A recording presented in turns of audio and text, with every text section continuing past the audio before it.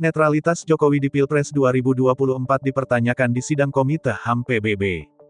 Presiden Joko Widodo, Jokowi, menjadi sorotan dalam sidang Komite HAM PBB atau International Covenant on Civil and Political Rights, ICCPR, di Jenewa, Swiss pada Selasa, tanggal 12 Maret tahun 2024. Anggota Komite HAM PBB Bakre Walindiaye mempertanyakan netralitas Jokowi dalam pencalonan Gibran Rakabuming Raka di Pilpres 2024. Dalam persidangan, para anggota Komite HAM PBB akan membahas isu HAM terbaru di sejumlah negara. Diaye saat itu mempertanyakan terkait jaminan hak politik untuk warga negara Indonesia, WNI, pada pemilu 2024. Dia bahkan menyinggung putusan Mahkamah Konstitusi (MK) yang meloloskan Gibran Rakabuming Raka sebagai peserta Pilpres 2024.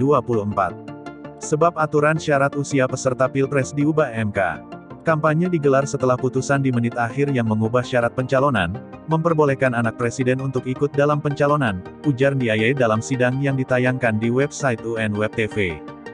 Dia juga mempertanyakan, soal langkah apa yang harus dilakukan agar pejabat negara tidak terlibat atau cawe-cawe dalam pesta demokrasi 5 tahunan sekali di Indonesia itu. Apa langkah-langkah yang diterapkan untuk memastikan pejabat-pejabat negara, termasuk presiden, tidak bisa memberi pengaruh berlebihan terhadap pemilu, katanya.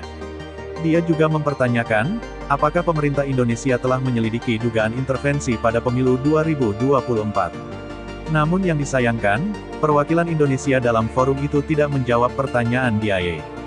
Delegasi Indonesia justru menjawab pertanyaan lain.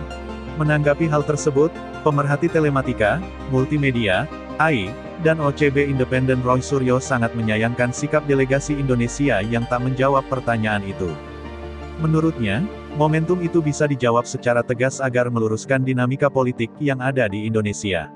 Sangat disayangkan, padahal sebenarnya momentum tersebut dapat digunakan untuk menjawab berbagai kabar miring tentang pemilu 2024 di Indonesia yang syarat dengan pelanggaran etika, moral bahkan kecurangan-kecurangan yang sudah bersifat TSM di berbagai sektor sekarang ini, kata Roy dalam keterangannya.